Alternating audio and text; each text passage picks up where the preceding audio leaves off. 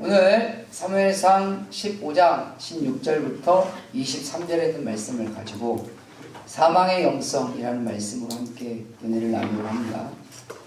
따라서 해볼까요? 우리의 영성이 사망의 영성이 아닌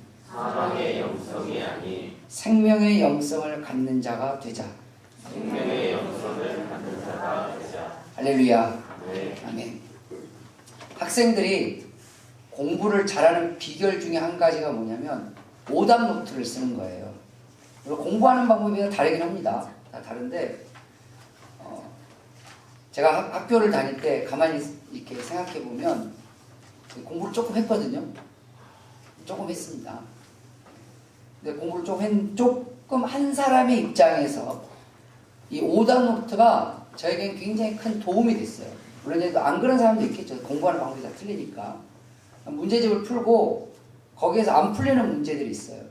그러면 그 안 풀리는 문제들을 다 써요. 그럼 다 썼어요. 다 쓰고 그 다음에 그것만 만들어 놓은 노트가 있어요. 그러니까 내가 벽을 만났던 것들 과목대로 다. 예를 들어 수학이다. 그럼 수학이면 내가 못 푸는 문제들을 다 쓰는 거예요. 다 쓰고 나중에 그것을 그 다음날에 그걸 다시 그날에는 절대 안 풀었어요. 그날에 풀면 머릿속에 잔상이 남아있거든요. 방금 전에 해설서를 보고 내가 해봤던 잔상이 남아있으니까 그게 내 것이 안 되더라고요. 그래서 그 다음날에 이제 그 잔상이 잊혀질 좀 될 거 아니에요. 왜냐하면 수학만 공부하는 게 아니라 영어도 공부해야 되고 국어도 공부해야 되고 뭐 공부할 게 많으니까. 그래서 하다 보면 이제 수학을 또 잊죠. 잊고 하루가 지나면 이제 그 잔상이 어느 정도 없어져요. 그러면 그걸 다시 푸는 거예요. 풀어서 풀리면 그건 내 것이 되는데 안 풀려요. 그러면 2차 오답 노트부터 써요. 제가 가만히 생각을 해봤어요. 이번 주에 말씀 준비하면서 내가 몇 번의 오답 노트를 써봤지? 라고 가만히 생각해 보니까 제가 약했던 게 학교 다닐 때 약했던 게 영어였거든요. 수학은 굉장히 강해. 문과가 수학이 강했어. 이게 좀 이상하지 않나요? 그래서 저희 담임이 아직도 기억납니다. 담임 선생님이 순천침례교회 집사님이신데 나중에 집사님이 되셨어요. 나중에 담임이 뭐라 하냐면 야 너는 이과를 가야 해.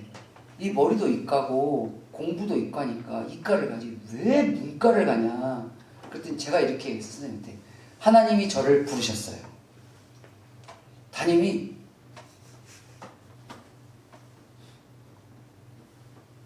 니네 너 무슨 사이비 단체 다니냐? 저한테 이렇게 말씀하셨어요. 그때는 저희 담임이 예수님을 안 믿을 때였어요. 그래서 저를 좀 이상하게 보셨고 또 약간 걱정도 많이 하셨어요. 사이비 단체에 다닌 줄 알고. 그래서 아니다. 하나님이 나를 목사로 부르셨다. 그래서 나는 신학대학교를 가야 되는데 그 신학대학교는 문과생이 간다. 그러니까 나는 문과로 가야 한다. 담임이 생각했을 때는 얘는 이과 쪽에 재능이 있는 애가 갑자기 어디서 신이 불렀다고 담임 입장입니다. 신이 갑자기 불렀다고 문과로 바꿔서 자기 재능도 아닌 거 문과로 바꿔서 거기로 가겠다고 하니 담임 입장에 봤을 때는 얘가 좀 이상한 애잖아요. 실은. 그리고 세월이 좀 흘렀어요. 저는 이제 고등학교를 졸업을 하고 이제 신학대학을 갔죠. 신학대학을 가서 있다가 이제 한 여름방학 지나고 가을쯤 됐을 때 순천침례교회에서 전도사로 좀 이렇게 사역을 해줬으면 좋겠다라고 이제 목사님께서 부탁을 하셨어요. 그 부탁 들으지 말았어야 되는데. 그걸 들었어요. 듣고 순천을 내려왔어요. 그래서 금요일날 밤에 내려오고 주일날 저녁에 기차를 타고 올라가는 이 생활을 4년 내내 한 겁니다. 4년 내내 했는데 그때까지도 그 선생님은 순천교회를 안 다녔어요. 그래서 이제 그냥 신앙생활을 했죠. 하다가 4학년 딱 졸업하고 나서 이제 순천교회 사역을 마치고 대전에는 열린문 침례교회라는 곳에 전임 전도사로 사역을 하기 시작했어요. 이제 졸업을 했으니까. 근데 대학원을 가긴 해야 되는데 돈이 없어서 1년 동안 돈도 벌고 사역도 해서 돈이 좀 쌓이면 대학원을 가자. 그래서 대학원을 갔죠. 그래서 이제 1년 지나고 대학원을 가고 나중에 저희 어머니가 좀 몸이 많이 안 좋으셨을 때 어머니도 모시면서 사역도 하면서 순천쯤 다시 복귀를 했어요. 복귀를 딱 가서 보니까 그 담임 선생님이 예배당에 앉아 있는 거예요. 제가 오는 걸 그분은 알고 있었어요. 왜냐면 전주에 우리 교회 출신 정우철 전도사가 여기 전임 전사로 옵니다라고 이제 주보에 냈어요. 근데 선생님은 알고 있었어요. 내가 내려오는 줄 알고 있었는데 저는 몰랐죠. 저는 몰랐는데 와서 보니까 앉아 계시는 거예요. 예배가 끝났어요. 저를 부르는 거예요. 화장실 뒤에, 순천침례교 화장실 뒤에가 되게 험합니다. 많이 험합니다. 제가 지금도 가끔 순천침례교회 가면 거기 목사님한테 그래요. 화장실을 언제 리모델링 할 거냐. 그 내부도 리모델링하고 다 리모델링, 화장실만 안 했어요. 왜 그런지 모르겠어요. 근데 애나 지금은 더 험해요. 근데 그때도 험했어요. 화장실 저를 부르는 거예요. 전도사님 잠깐만 이렇게 부르는 거예요. 그래서 뭐라고 불러야 될지 이렇게 뭐라고 불러야 될지 잘 모르겠는데 전도사님으로 불러야 되나? 우철아 아니 그건 아닌 것 같고 막 이러시니까 선생님 왜 그러세요? 그랬더니 학교 다닐 때 자기하고 있었던 일을 다 잊어달라.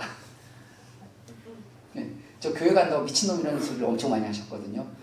야간 자율학습 빼고 저는 교회 가야 합니다. 부흥회 가야 합니다. 여름 성역과 있으니까 저는 교사여서 여름에 있는 보충 수업을 들을 수가 없습니다. 뭐 이런 식으로 하니까 우리 담임은 얘가 광신자 내지는 사이비 2단 집단 뭐 여기에 다니는 애로 이렇게 오해를 하고 계셨어요. 그분이.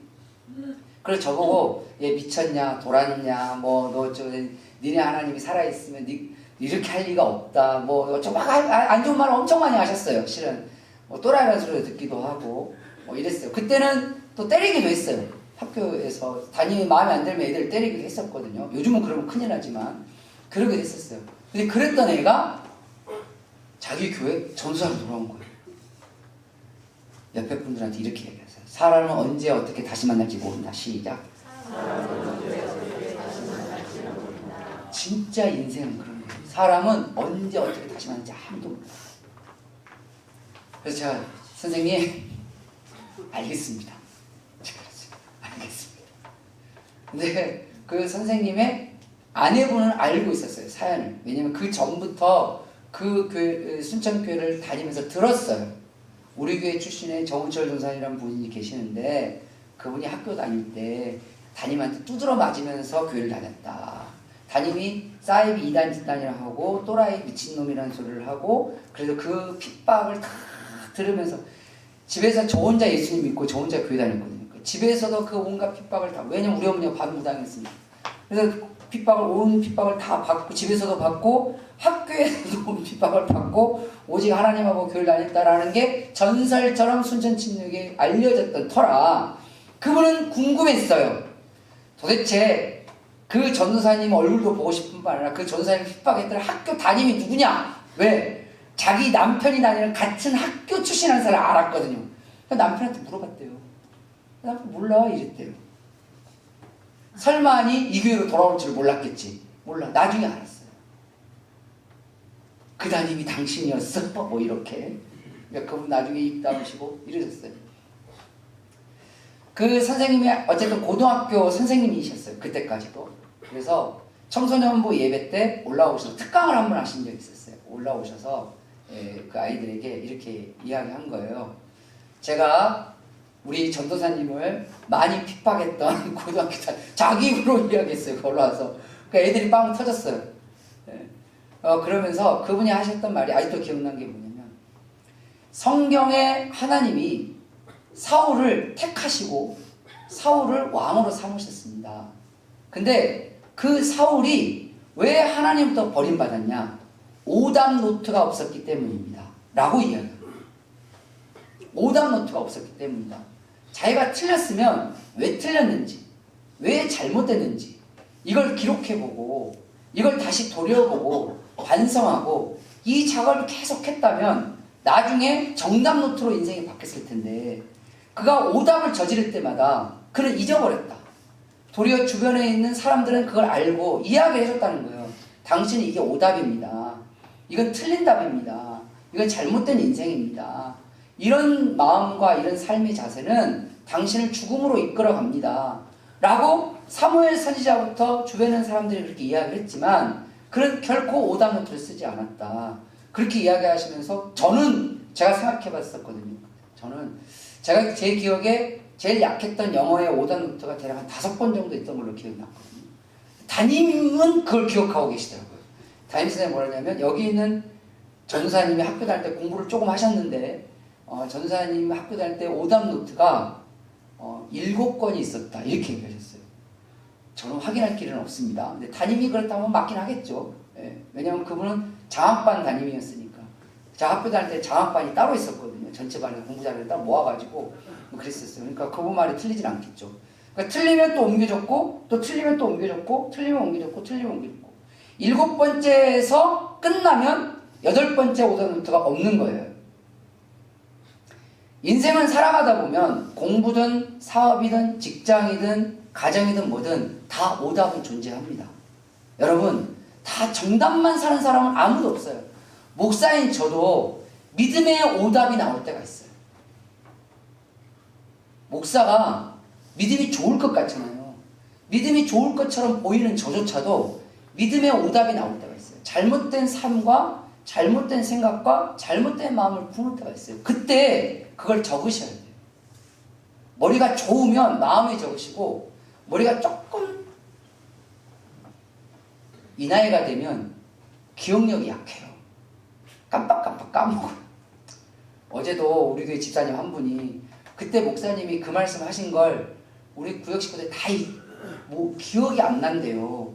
그래서 난 분명히 이야기를 했거든? 그랬어요. 그랬더니 아니요 아무도 몰라 듣는데요? 그래서 제가 그랬어요. 그 나이 되면 잊어버리는 게 정상이다. 적으세요.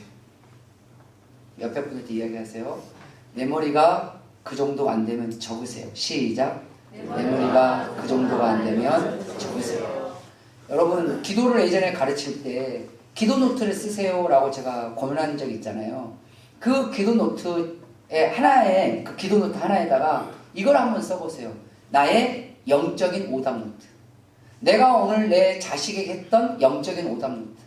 내가 오늘 내 직장 동료에게 했던 오답. 거기에는 나의 말버릇도 들어가 있을 거고 내 행동도 들어가 있을 거고 내 생각도 들어가 있을 거 아닐까요? 그것을 다시 기도하는 시간을 다시 점검해 보는 거예요. 누군가는 이래요. 내가 때로는 잘못된 삶을 사는 것 때문에 하나님이 나를 절대 옆에 분한테 이렇게 얘기하세요. 하나님은 죄 때문에 우리를 버리지 않는다. 시작. 하나님은 죄 때문에 우리를 버리지 않는다. 하나님은 우리가 잘못된 삶을 살았다 하나님 우리를 버리시는 분이 아니에요. 우리가 잘못된 삶을 살았기 때문에 하나님이 우리를 도와주려고 예수님을 오신 게 그게 예수님이시란 말이에요. 우리가 늘 정상적인 삶, 바른 삶, 올바른 삶, 의로운 삶, 선한 삶을 살았으면 하나님 이 땅에 오실 이유가 없었어요. 근데 우리가 죄악을 짓고 잘못된 삶을 사니까 예수님 오셔서 이렇게 고쳐봐, 저렇게 고쳐봐, 요렇게 봐, 저렇게 있어봐. 누군가는 오답 2권으로 끝낼 수도 있어요. 금방 고치는 거죠. 그런데 저 같은 사람은 7권까지 가야 돼요. 물론 더한 사람도 있겠죠. 계속 8번 가도 틀리고 9번 가도 틀리고 10번 가도 틀리는 사람도 있어요. 어떤 사람은 6번에서 끝난 사람도 있어요. 저보다 더 낫습니다. 그분은. 그렇지만 어떤 사람은 20번 가도 다시 그 부분에 걸려서 또 죄를 짓고 때로는 잘못된 말을 하고 잘못된 생각을 갖는 거예요. 그럼 또 오답노트를 쓰는 거예요. 하나님 이번에도 오답이었어요. 전에는 남편에게 오답이었는데 이제는 제 딸에게 오답이었어요. 하나님 도와주세요. 하나님 이걸 고쳐보려고 노력할 테니까 하나님 도와주세요. 이게 기도입니다. 할렐루야. 주님은 절대 우리의 죄 때문에 우리를 버리시는 분이 아니에요. 하나님이 버리는 사람은 뭐냐면 그 오답 노트를 멈추고 고치려 하지 않고 오늘 나오는 사망의 영성 5가지에 갇혀있는 사람을 하나님이 버리십니다. 오늘 성경에 보면 23절 말씀에 보니까 이는 거역하는 것은 점치는 죄와 같고, 거역은 뭐죠? 하나님을 거역했다는 얘기잖아요. 완고는 뭐죠? 하나님의 말씀과 뜻에 딱딱 마음이 굳어버렸다는 거예요. 완고하는 것은 사신 우상에게 절하는 죄와 같음이라. 왕이 여호와의 말씀을 버렸으므로 여호와께서 왕을 버려 왕이 되지 못하게 하신다니라 그랬어요.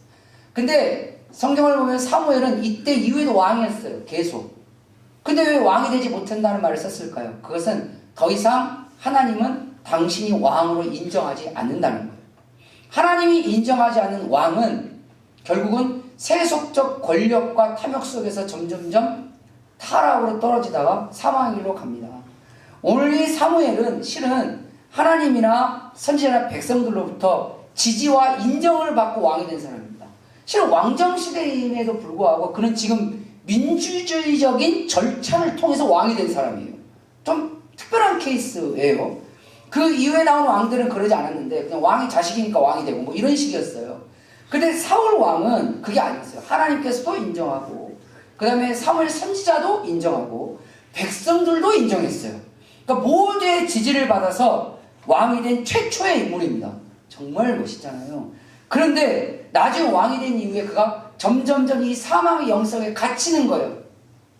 점점점 갇혀서 자기의 삶과 신앙과 왕으로서 삶에 오답이 나올 때마다 그 오답을 그냥 팍 묻어버렸어요.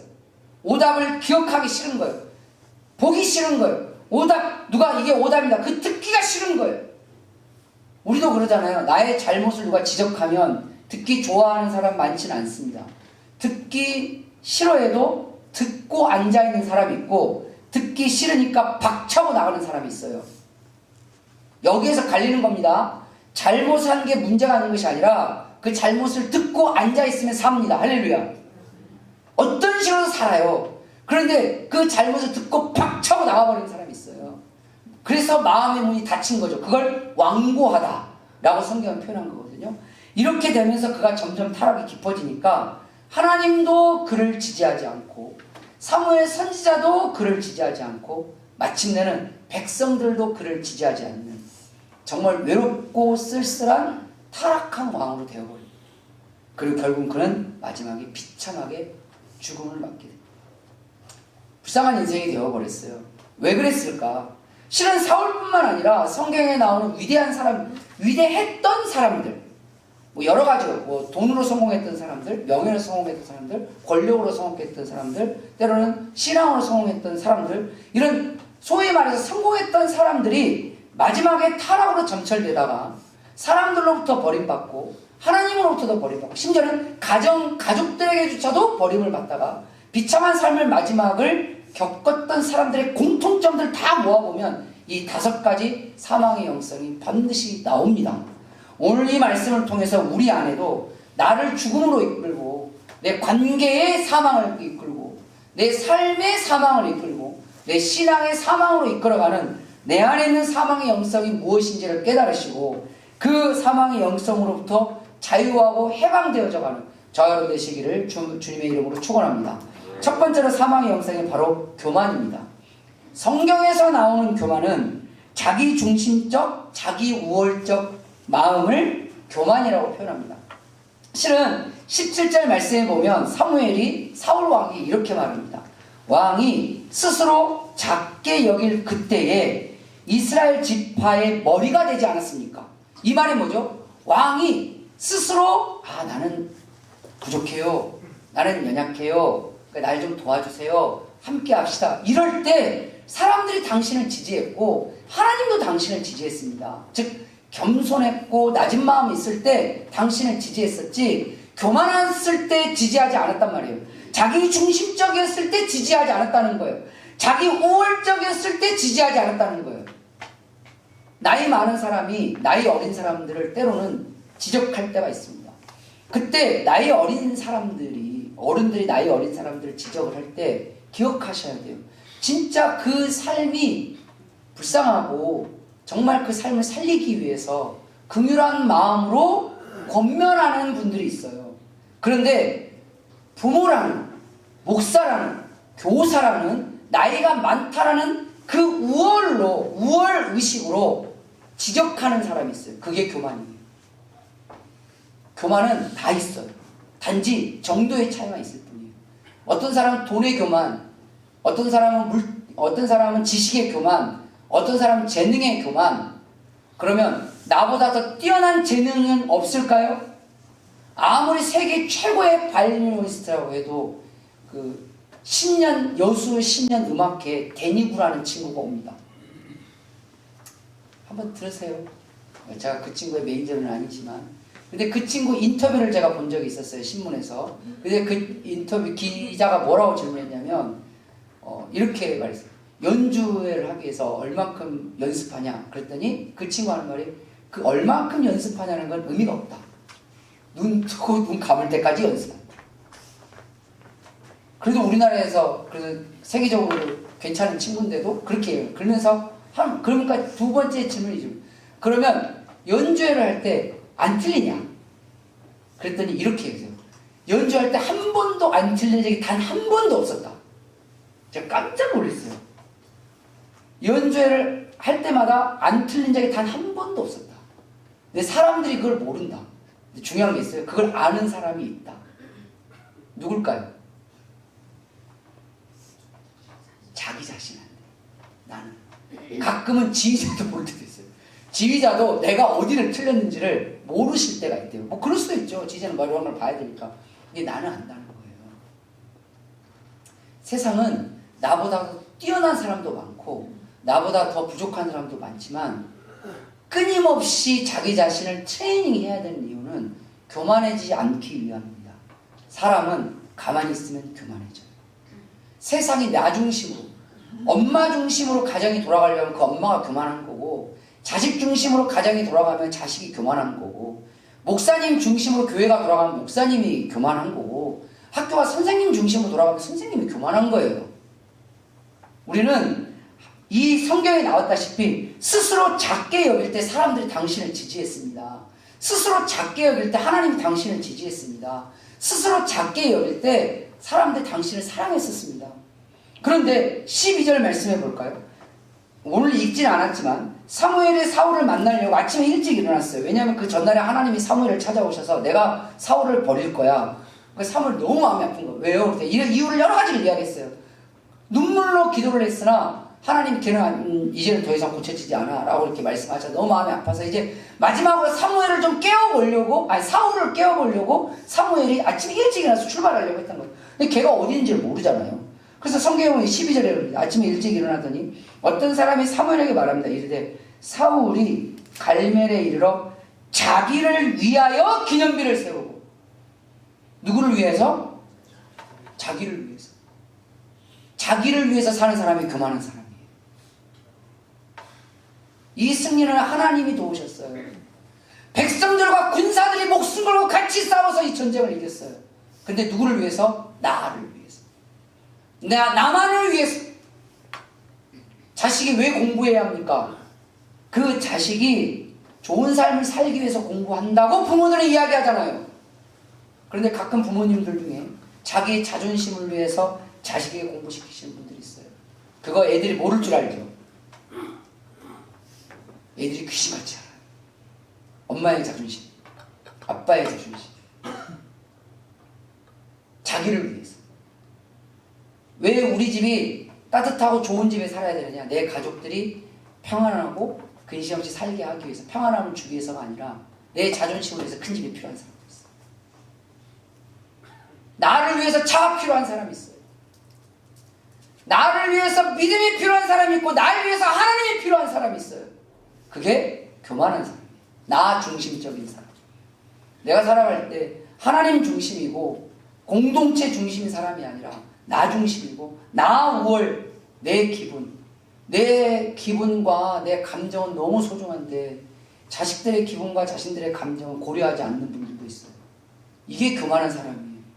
목사님의 기분과 목사님의 마음은 너무 소중한데 내가 성도들의 마음에 대해서 고려함이 없어요. 그럼 목사가 교만한 사람이에요. 집사님들이 나의 기분과 내 속상함은 너무 그런데 다른 성도들이나 목사님의 마음은 고려함이 없어요. 그러면 그 집사님이 교만한 거예요. 왜죠? 중심이 자기예요. 교만은 나를 사망으로 이끄는 영성입니다. 두 번째로 욕심입니다. 이 욕심은 실은 이 욕심 또한 모든 사람들이 다 가지고 있어요. 이 욕심이 긍정적인 효과를 내면 꿈과 비전으로 갑니다. 자, 욕심이 긍정적인 효과를 가지면 꿈과 비전으로 갑니다. 그렇잖아요. 젊은이요, 꿈을 가져라. 비전을 가진 자들이 되라. 리더스 클럽 이런 거 막 있잖아요. 근데 이 욕심이 부정적인 방향으로 흐르면 탐욕이 되고 욕망이 됩니다. 이게 긍정과 부정에 갈리는 길이 어딜까요? 성경을 가만히 살펴보면 세 가지로 등장합니다. 첫 번째는 하나님이 인정하시는 것이냐, 두 번째 가족 주변에 나를 사랑해주는 사람들이 인정하는 것이냐, 그 다음에 세 번째 내가 이걸 위해서 애쓰고 노력하고 있느냐. 이 세 가지예요. 즉 하나님이 인정하지 않는 욕심은 욕망입니다. 내가 나를 사랑해주는 사람들이 인정하지 않는 욕심은 욕망입니다.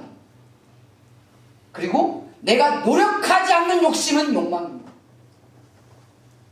근데 반대로 하나님이 인정하시는 욕심은 그게 꿈이고 비전입니다.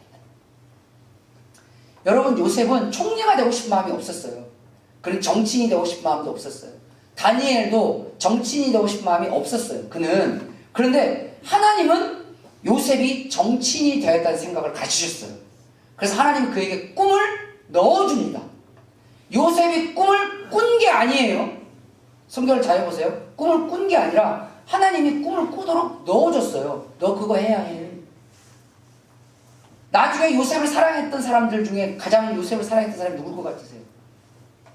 첫 번째가, 제가 성경을 봤을 때는 첫 번째가 야곱입니다. 그리고 두 번째가 바로예요. 바로가, 그러니까 애굽의 왕이었던 바로가 요셉을 정말 사랑했어요. 귀하게 여겼어요. 이런 애가 없다. 그러니 초고속 승진. 세상에 그렇게 승진해서 총리된 사람도 아마 동서고금을 막론하고 유일할 겁니다. 왕이 그를 너무 사랑하니까 그를 사랑했던 사람들이 그를 인정한 거예요. 뭐로? 너는 총리감이야. 너는 진짜 정치를 해야 돼. 여수 시민들이 인정하는 정치인들이 나왔으면 좋겠어요. 어쨌든 그렇습니다. 대한민국 국민들이 다는 아니더라도 정말 사랑하고 당신 같으면 진짜 대통령이 될 만해요 라는 이런 지도자들이 나왔으면 좋겠습니다. 그게 저의 미력 하나와 작은 기도 제목 중에 하나예요. 그리고 요셉도 마찬가지고 다니엘도 마찬가지지만 우리 성경도 말합니다. 그렇게 갖게 된 이 욕심, 다른 말로 꿈, 비전을 위해서 열심히 애쓰고 노력했어요. 다니엘 보세요. 바벨론 궁정에서 진짜 피 터지게 공부했어요. 얼마나 열심히 공부했어요. 주변 사람이 다 인정했어요. 왕도 인정하고 황관도 인정하고 다 인정했어요. 얼마나 열심히 하는지. 총리가 못 되더라도 그는 뭐라도 할 사람이었어요. 그러니까 그건 탐욕이 아닌 거예요. 꿈이 아니지. 욕심은 하늘 끝인데 아무것도 안 해요. 그게 욕망이고 그게 탐욕인 거예요. 근데 그게 우리 안에 있어요. 로또가 됐으면 좋겠죠. 한 방에 꽉! 동그라미 팡팡팡팡. 저도 사역하면서 한 번도 없을 줄 알았는데 예전에는 주택은행에서 발견하는 복권이 있었어요. 요즘 애들은 모를 거야. 복권이 있었어요. 그때 최고액이 제 기억이 한 1억인가 했던 걸로 기억이 나는데, 그럼 그걸 사가지고 매일 이제 기다리는데, 요즘은 로또를 이렇게 자기가 기록하잖아요. 자기가 번호를. 안 그런가요? 내가 잘못 알고 있나? 그런 걸로 알고 있는데 어쨌든 기록을 하잖아요. 그러면 토요일인가 금요일인가 밤에 공 땡땡땡 굴려가지고 이렇게 나와서 땅땅땅 하면 이제 이렇게 돈을 줘요. 저 복권 시대에 있을 때 그때 어느 목사님이 그랬어요. 자기 교인 중에 누가 목사님 이번 주에 자기 복권이 당첨이 돼서 꼭 기도해달라고 부탁하시는 성도가 있었대요. 그 목사님이 아무 말을 못했는데 저한테 뭐라고 했냐면, 그때 저한테 뭐냐면, 내가 그때 당황해서 말을 못했는데 내가 그때 정신을 차리고 있었으면 그거 기도하면 안 된다, 기도할 필요 없다, 그것도 목사가 이 말을 했었어야 되는데 못했다 라고 이렇게 이야기를 하셨거든요. 제가 그 마음속에 있었어요. 그래서 제가 부목사 때 교회 청년이 저한테, 저 목사님, 제가 부목사 때였어요. 그러니까 저만 20년 좀 넘었죠. 20년, 그 정도 됐네요. 그러니까 제가 목사님 저 기도 좀 해서 뭐 여기 안 되고 뭐도 안 되고 해서 이제 복권을 샀다는 거예요. 당첨이 되도록. 그래서 제가 그 전에 목사한테 들은 얘기가 있어가지고 잘했어요. 누구야, 내가 그걸 위해서 기도해 줄 수가 없어. 그건 하나님이 기뻐하시는 게 아니어서 나는 그걸 말해줄 수는 없어. 근데 만약에 그게 된다면 그건 네가 하나님 앞에 귀하게 쓸 수는 있지만 그 가치 자체가 하나님이 원하는 가치는 아니다 라고 이야기를 한 적이 있었거든요. 나중에 알고 보니까 뭐 로또나 이런 복권이 아니고 즉석 복권을 주머니에 넣어놓고 목사님이 기도해주면 긁으려고 했다고. 그래서 그걸 꺼냈어요. 그 자리에서. 그래서 저도 놀래고 그 청년부 회장도 놀래고 다 놀랐어요. 이게 뭐지? 그래가지고 그걸 내놨어요. 하나님이 기뻐하지 않는가 하면 버려야 되겠네요 라고 내놨어요. 그래서 쓰레기통에다 버리자 딱 했는데 청년부 회장이 그래도 이왕 샀는데 긁어나 보자. 500원인가 그랬던 걸로 제 기억이 나는데 긁어나 보자 그랬어요. 그러니까 청년부들이 우르르 몰려가지고 거기에 청년부 좀 있었거든요. 우르르 몰려들어가고 뺑 둘러서 책상을 놓고 이거 긁는 거예요. 그런데 사람의 마음이 야, 내 안에도 욕심이 있구나. 주여. 그랬어요. 됐으면 좋겠다. 말은 그렇게 했지만 됐으면 좋겠다. 그런 마음. 물론 막 간절한 건 아닌데 됐으면 좋겠다라는 마음이 든 거예요. 그래서 청년회에 막 긁는 거예요. 근데 꽝 하나가 500원이 나왔어요. 근데 웃긴 게 뭔지 아세요? 다들 야 500원이야 이런 거예요. 이 모습이 얼마나 웃겨요 실은. 근데 우리의 마음 가운데도 다 욕심이 다 있다는 거예요. 근데 이 욕심이 탐욕이 되고 욕망이 되면 우리의 인생을 갉아먹습니다. 이게 사울이었어요. 19절 말씀해 보면 사무엘이 사울 왕이 이렇게 합니다. 어찌하여 왕이 여호와의 목소리를 청종하지 아니하고 탈취하기에만 급하여 빼앗는 것만 급해서. 이 전쟁 이기면 자연스럽게 전리품이 생길 텐데 마음이 너무 급해. 이 욕심이 마음을 급하게 해서 더 많은 것, 더 좋은 것을 거머쥐려고 싶어하는 이 마음이 우리에게 있어요. 그래서 하나님이 멸하라 한 것도 그거 몰래 감추는 거. 이렇게 감추고 이렇게 감추고. 여호수아 하실 때면 아간이 그랬잖아요. 너무 아까워요. 이렇게 감추는 거. 남들 못 가져가 가려고. 결국은 그것이 가정을 파멸시키는 길이 됐지 않습니까? 세 번째로 우리를 죽음으로 이끄는 사망의 형사 바로 남 탓입니다. 이 남 탓은 고질병 같은 거. 인간의 출생 중에 한 가지가 뭐냐면 죄를 인정하고 싶어하지 않는 본능입니다. 당신 이거 죄졌잖아 그러면 네 그렇습니다 라고 하는 사람 드물어요. 대부분은 합리화하거나 변명하고 심지어는 거짓말까지도 해요. 그리고 남 탓할 누구 때문에. 하나님이 그러실걸요. 나중에 주님 나라 갔는데 하나님 앞에 딱 섰어요. 한 번 죽는 것은 정해진 거니까 우리는 다 하나님 앞에 갈 거예요. 우리 영혼은 소멸되지 않기 때문에. 나 주님 앞에 딱 섰는데 주님이 묻고 너는 왜 나를 믿지 않았냐. 나를 믿으라고 주변에 많은 사람들이 말했을 텐데 네 동네에 교회가 있었을 텐데 너에게 기회가 있었을 텐데 그때 잘못했습니다. 내 죄를 하나님께 고백하고 깨끗하게 살려고 좀 노력을 하고 그렇게 했었어야 되는데 제가 그거 다 깡그레 무시하고 그냥 이렇게 살다가 왔습니다. 이런 사람 누가 이렇게 표현했어요? 한 명도 없을 거래요. 대부분 이렇게 할 거예요. 누구 때문에? 목사님 때문에. 저 때문에? 내가 뭔 짓을 했을까? 저도 잘 모르겠어요. 저도. 아니면 안수집사님들 때문에. 요수집사님이 안수집사님들 때문에 나 그 교회 안 다녔어요.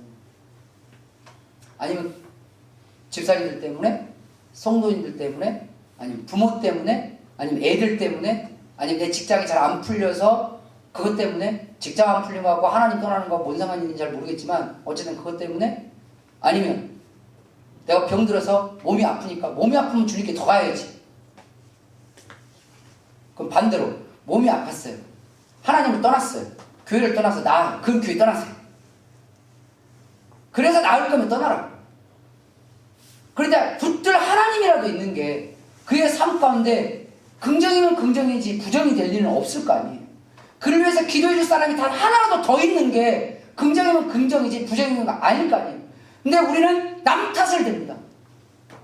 오늘 성경에 보면 사무엘 선지자가 사울에게 질책을 하는 거예요. 너 왜 그랬냐 그래요. 그랬더니 21절에 20절에 보면 사울이 사무엘에게 말합니다. 나는 실로 여호와의 목소리를 청종하여. 사울이 뭐라고 말하냐? 나는 실로 여호와의 목소리를 청종했고 여호와께서 보내신 길로 가서 아말렉 왕을 끌고 왔고 아말렉 사람들을 진멸했으니까 하나님 말씀 다 지켰어요. 근데 21절 다만 백성이, 이게 무슨 말이에요? 나는 똑바로 했는데 쟤네들이 나는 제대로 했는데 우리 남편이, 나는 똑바로 했는데 우리 애들이, 내 아내가, 우리 가게에 있는 누군가가, 우리 게 목사님이, 아니면 내 친구가 누가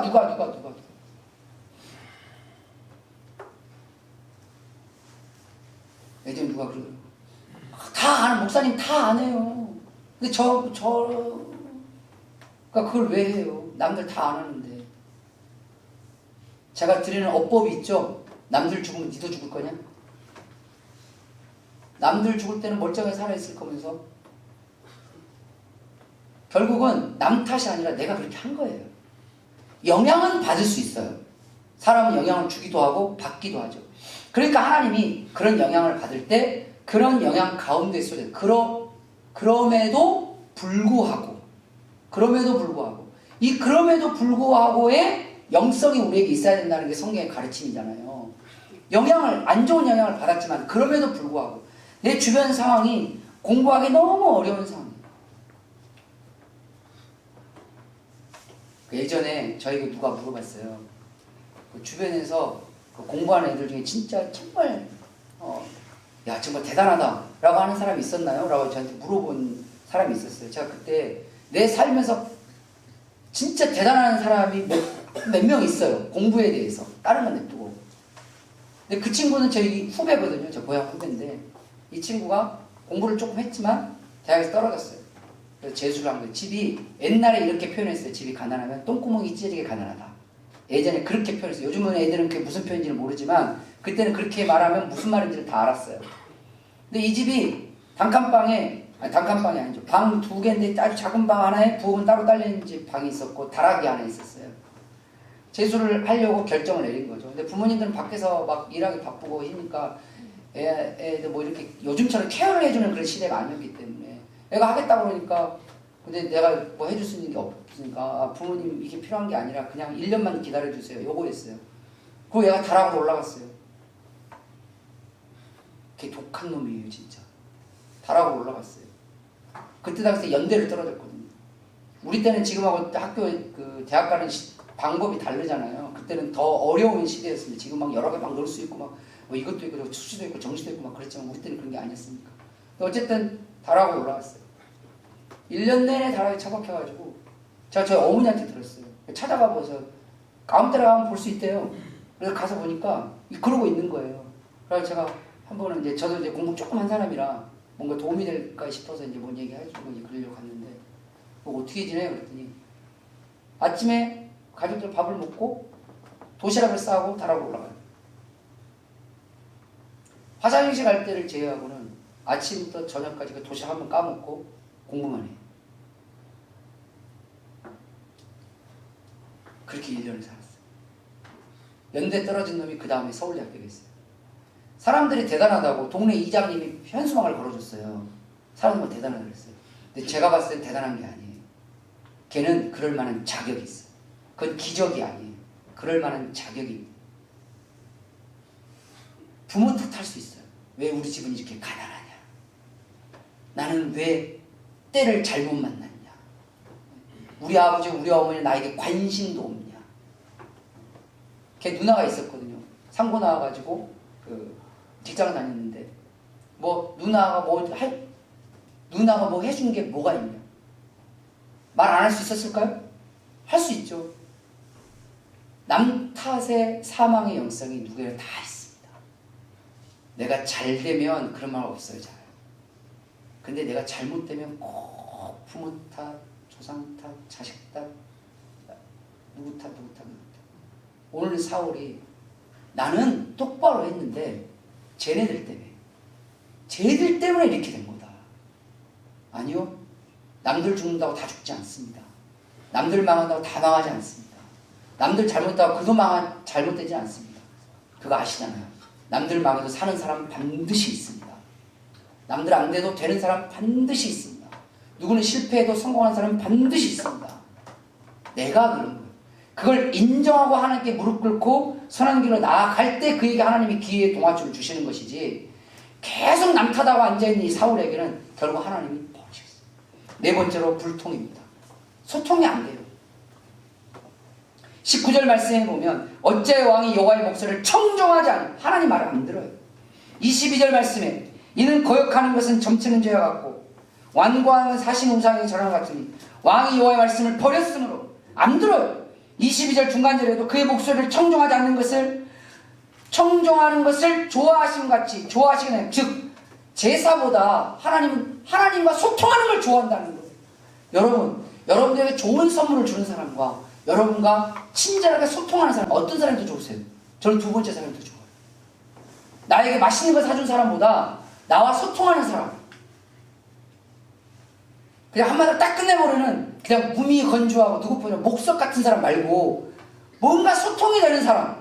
가가 있으면 나도 있고 다가 있으면 나도 있고, 뭔가 요즘은 소통이 잘 없죠. 집에 가면 가족 식구들이 다 스마트폰만 쳐다보고 있고, 가끔 저희 아내가 카페 가면 친구들끼리 카페에 앉아있는데도 어떤 사람들 보면 다 스마트폰만. 가끔 궁금했어요. 스마트폰으로 대화를 하나? 차는 마시고 옆에 있는 친구에게 스마트폰 이렇게. 근데 그렇다고 또 하더라고요, 누가. 그래서 깜짝 놀랐어요. 어느 집은 남편과 아내 대화를 카톡만 하는 거예요. 제가 그 소리를 듣고 깜짝 놀랐어요. 얼굴 보고 대화를 잘 안 하는데, 뭐 이유는 여러 가지긴 한데 소통이 없는 사람, 하나님과 소통이 없어, 가족들과 소통이 없어, 사람들과 소통이 없어, 진실한 대화가 없고 진실한 나눔이 없어요. 진실한 말이, 청정이 뭐죠? 말을 듣다라는 경청이잖아요. 사회적인 용어로 경청이라고, 성경적인 용어로 청정이라고 하는데 듣지 않아요. 물론 귀로는 듣죠. 귀로는 듣는데 마음으로는 안 들어요. 그러니까 뭔 얘기를 하는데 하고 나중에는 뭔 얘기인지 기억도 안 나요. 몰라. 왜? 마음으로 안 들었으니까. 그러면 관계의 사망이 옵니다.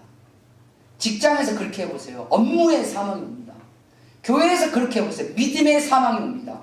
하나님의 말씀을 들으셔야 돼요. 그렇게 소통을 하고, 또 내가 궁금하면 또 물어보고 듣고, 물어보고 듣고 물어보고, 이런 대화와 소통을 통해서 그의 삶의 길로 가는 것이지, 말 안 하면 몰라요.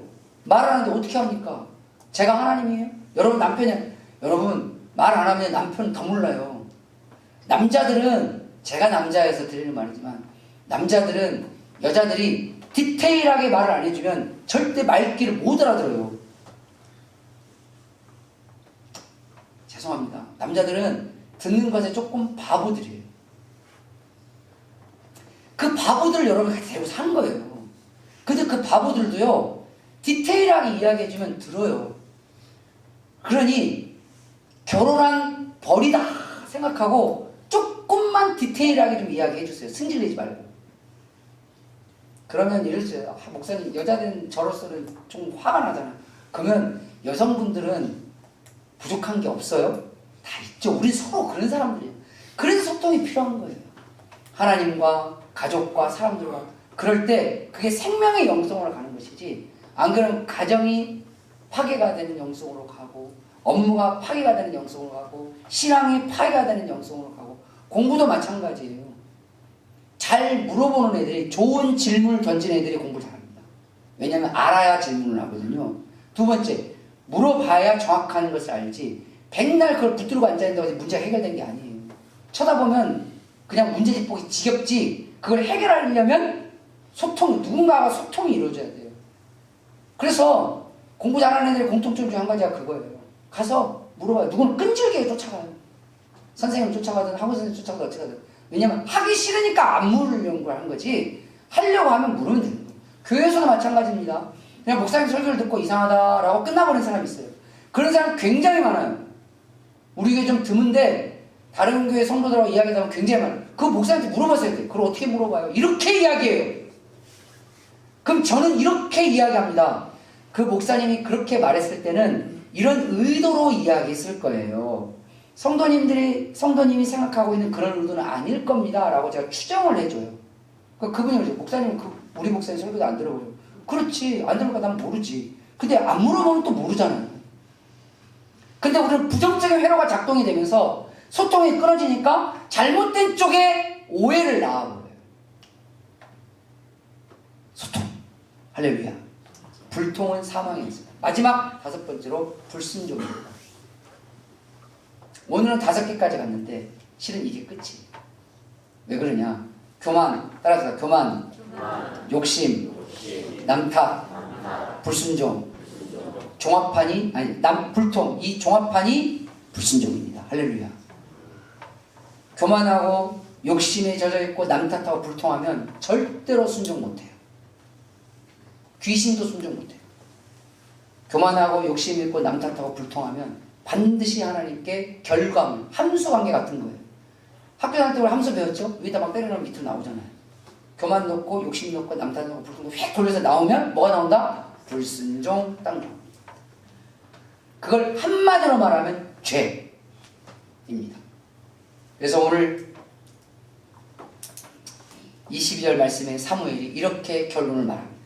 여호와께서 번제와 다른 제사를 그의 목소리를 청종하는 것을 좋아하신 것 같이 좋아하시겠나이까? 순종이 제사보다 낫고 듣는 것이 순양의 기름보다 나으니. 할렐루야. 우리 안에는 이 목사인 저에게도 이 5가지의 죽음으로 이끄는 영성이 있습니다. 이건 선천적으로 있는 게 아니에요. 선천적으로 있는 건 인성이고 영성은 후천적으로 키워지는 거예요. 다 있어요. 단지 정도의 차이만 있을 뿐입니다. 실은 다음 주에 보게 될 생명의 영성의 근간 안에도 그에게도 사망의 영성이 있었어요. 있었음에도 불구하고 그걸 생명의 영성으로 바꿔가는 그 과정을 통해서 하나님이 역사하셨던 겁니다. 저에게도 사망의 영성은 있고요. 여러분들에게도 있어요. 단지 크고 작을 뿐이에요. 중요한 건 우리 안에서 움직이고 있고 올라오는 이 사망의 영성을 어떻게 그리고 어떤 우리의 헌신과 노력을 통해서 이걸 잠재우고 회수하고 생명의 영성으로 나아갈 것이냐. 이게 우리 삶의 과제와 같은 것입니다. 중요한 건 이게 우리 인생의 오답노트가 될 거예요. 아, 이게 나의 교만이었구나. 아, 이게 나의 욕심이었구나. 아, 이번에 남편하고 이렇게 된 게 불통 때문이었구나. 아, 내 믿음이 떨어지는 게 남탓 때문이었구나. 이거였네. 이 5가지 안에 반드시 걸려들 거예요. 그때 그걸 들고 주님께 기도의 자리로 나아갑시다. 그래서 하나님, 저에게도 사망의 영성이 있습니다. 이거 하나씩 빠지게 해주시옵소서. 기도하다 보면 교만의 영성도요, 옅어져요. 빨간색이 분홍색이 되고 분홍색이 점점 옅어져요. 그 역사가 저와 여러분에게 있어서 하나님이 역사하시고 하나님이 붙드시고 하나님이 함께 하시는 순종의 길로 나아가는 저와 여러분 되시기를 주님의 이름으로 축원합니다. 기도하겠습니다.